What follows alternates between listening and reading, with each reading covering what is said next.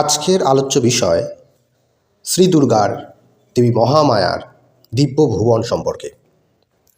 তন্ত্রে দেবী মহামায়ার খুব সুন্দর দিব্য ভুবন সম্পর্কে কিন্তু বলা হয়েছে। এই দিব্য ভুবন সম্পর্কে জানতে হলে আমাদের যে শাস্ত্রটি দেখতে হবে তা হলো মন্ত্র মহার্ণব। সেই মন্ত্র মহার্ণব উক্ত যে দুর্গা তন্ত্রের রয়েছে, সেই দুর্গা তন্ত্রের মধ্যে দেবী দুর্গার ভুবনের কিন্তু বর্ণন করা হয়েছে। এই বর্ণনের অনুযায়ী দেবী দুর্গা হচ্ছে কেন্দ্রভূত।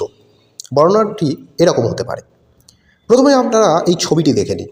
এই যে ছবিটি দেখতে পাচ্ছেন, এই বর্ণনা অনুযায়ী এই ছবিটি তৈরি করা হয়েছে।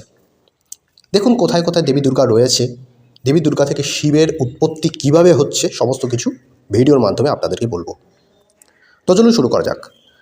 তো এখানে এই ছবির মধ্যে আপনারা ভালো করে দেখবেন, এখানে বলা হচ্ছে শিব বলছেন তন্ত্রে, হে পরমেশ্বরী, জয় নামে এক মহাদিব্য লোক আছে, অত্যন্ত বিস্তৃত ও বিশাল, নানা রঙে সুসজ্জিত, কোটি সূর্যের ন্যায় দীপ্তিমান। সেই লোকের সৌন্দর্য কোটি কোটি চন্দ্রের সমান মনোহর, অনুপম, অগণনীয় এবং সকল মতবাদীর কাছেই অগম্য। সেই দিব্য জয় নামক ভুবনে এই দেবীদের দেবী দুর্গা দেবী বাস করেন। তিনি সমগ্র সংসারের একমাত্র পরমা সুন্দরী এবং পৃথিবীতে দুর্গা নামেই পরিচিত। তিনি সমগ্র ব্রহ্মাণ্ডে ব্যপ্ত।